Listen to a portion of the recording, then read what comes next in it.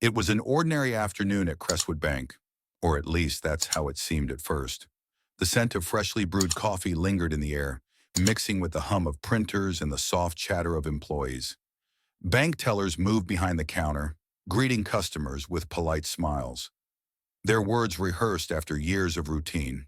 The quiet buzz of the office filled the air, and everything appeared to be running as usual. Then the door swung open. A man stepped inside, unlike the usual customers. No tailored suit, no polished shoes, and no briefcase.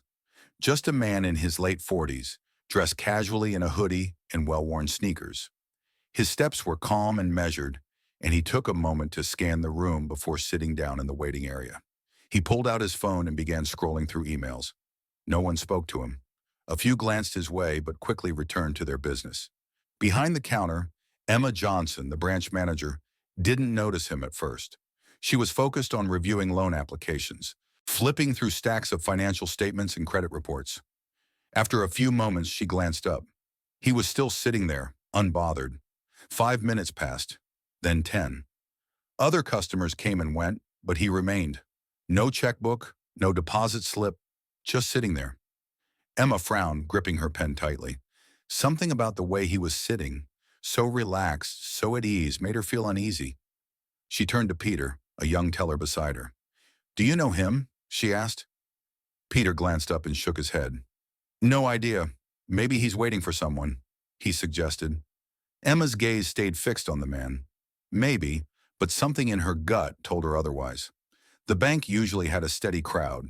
Retirees coming to cash their pension checks, business owners handling important transactions, families opening new accounts.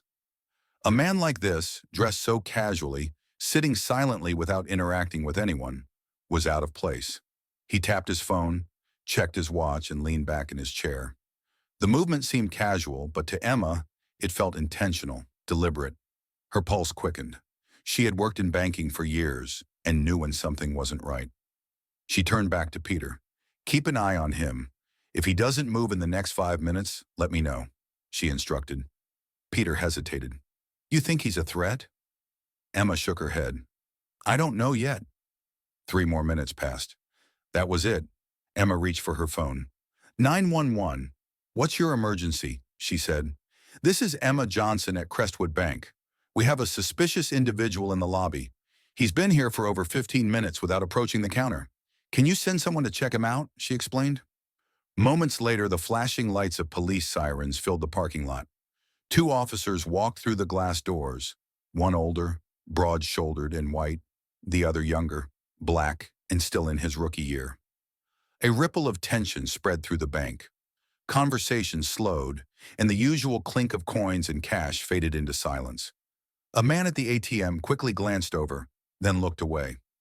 Emma waved the officers over, her hands shaking slightly. "I called about a suspicious person," she said, motioning toward the man still sitting in the waiting area. "He's been here for quite some time and hasn't approached the counter. He's just sitting there on his phone," she added.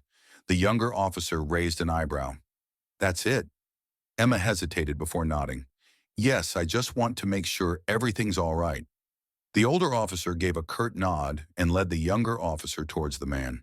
He looked up when they approached, his expression calm, but there was something in his eyes, a hint of weariness, as though he had been through this kind of thing before. "Sir, can we have a word?" the older officer asked, his tone polite but firm. The man blinked, then slowly put his phone down. "What's this about?" he asked, his voice steady but edged with a hint of frustration. "We received a call about a suspicious individual," the officer replied evenly. "Would you mind showing us some ID?" The man exhaled slowly, clearly trying to remain composed. "What am I being accused of?" he asked, his voice still calm but now tinged with suspicion. "Nothing, sir," the younger officer quickly interjected. "It's just a routine check." The man paused for a moment, his gaze flicking to Emma. Then he reached into his pocket and pulled out a wallet. Slowly, deliberately, he handed the officers his driver's license. The older officer studied the ID for a moment before looking up. His brow furrowed as he scanned the man's face, and the younger officer leaned in for a closer look. The silence grew thick. After a tense beat, the older officer cleared his throat. "Mr. Brown, you own this bank. he asked carefully. The room fell silent. Emma's heart dropped. She had just called the police on her boss, and she didn't even realize it. The man, Mr. Brown, leaned back in his chair, crossing his arms casually. "That's right," he said simply. The older officer nodded, glancing back at Emma, who was now visibly red-faced and embarrassed. The younger officer offered an apology. "Sir, we truly apologize for the misunderstanding." But Mr. Brown waved them off. "No need for apologies," he said, his voice calm. "Just next time, maybe ask me if I need help before jumping to conclusions." Emma stood frozen, her mind racing. She realized now just how wrong she had been and how easily she had allowed her assumptions to cloud her judgment.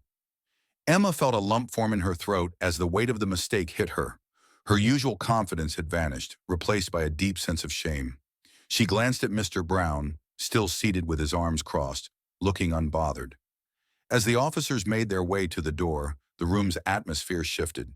The quiet chatter of the bank resumed, but it was clear that something had changed. The whispers started almost immediately. Emma could hear the murmurs behind her, the subtle glances thrown her way. She could feel their eyes on her, the customer's judgment. An older woman, who had been waiting in line for a deposit, approached Emma's counter. Her eyes were full of disappointment, and Emma felt a pang of guilt. The woman slid a deposit slip across the counter and spoke softly but firmly. "You should be ashamed of yourself." Emma's breath caught in her throat. She tried to smile, but it felt forced. "Good afternoon. How can I help you?" she asked, her voice trembling slightly. The woman didn't respond immediately, just slid the slip back across the counter. Her eyes remained steady, unwavering. Emma felt the weight of her words. Before Emma could say anything more, the glass doors swung open again. Amanda Rivers, a regional executive from the bank, stepped in. Amanda was all business, sharp, no nonsense, and the kind of person who could fire you with a smile. She scanned the room quickly, her eyes sharp and observant. "Where's Mr. Brown?" she asked, her voice cutting through the room. "In his office, ma'am," Peter replied, standing a little straighter. Amanda nodded without acknowledging Emma, walking past her with a quick, purposeful stride. Emma's stomach twisted into a knot. She knew this wouldn't be easy to sweep under the rug. She knocked on Mr. Brown's office door. "Come in," he called. She hesitated for a moment before stepping inside. "Mr. Brown, I wanted to apologize for what happened," she said, her voice full of regret. Mr. Brown exhaled slowly, leaning back in his chair. "For what exactly?" he asked, his voice calm but with a note of disappointment. Emma hesitated, not sure how to explain. "For what happened with the police earlier," she said, trying to keep her voice steady. Mr. Brown shook his head slowly. "You keep calling it a misunderstanding," he said, his tone soft but firm. "You never asked me if I needed help. Instead, you immediately went to the police."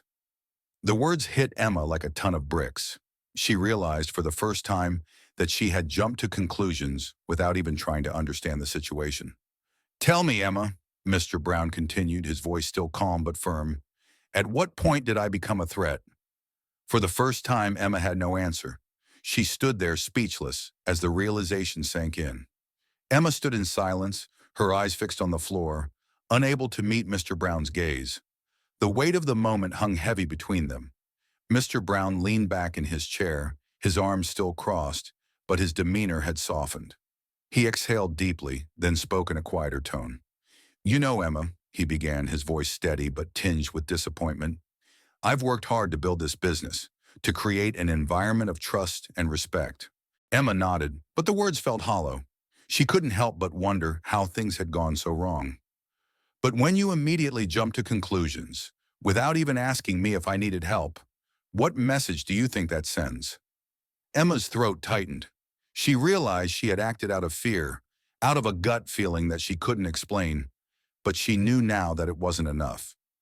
"I never thought about how my actions might affect you, Mr. Brown," Emma said softly. "I was just trying to protect the bank, but I should have taken a step back first." Mr. Brown looked at her, his expression unreadable for a moment. Then he gave a small, almost imperceptible sigh. "You're not the first person to make that mistake, Emma," he said, his voice gentler now. "But in this world, assumptions can be dangerous. They can hurt people, sometimes beyond repair." Emma swallowed hard, feeling the sting of his words. She had always prided herself on her intuition, but now she saw just how badly it had failed her. I know this isn't something that can be fixed in an instant, Mr. Brown continued, but I hope you'll remember this lesson. Emma nodded again, her mind racing. She didn't know if she could ever fix the damage she had caused, but she knew she had to try. As she turned to leave, Amanda Rivers entered the office, her expression as sharp as ever. Mr. Brown, I've taken care of the situation, she said, glancing briefly at Emma. Mr. Brown nodded, then stood up. Thank you, Amanda. And as for you, Emma, he added, turning back to face her, I think you've learned a valuable lesson today. Emma felt the weight of his words linger in the air as she left the office, the hum of the bank almost deafening in the silence that followed. She knew things would never be the same. She had learned the hard way, but she would never forget the lesson. Assumptions could make or break a person, and she had to be more careful next time.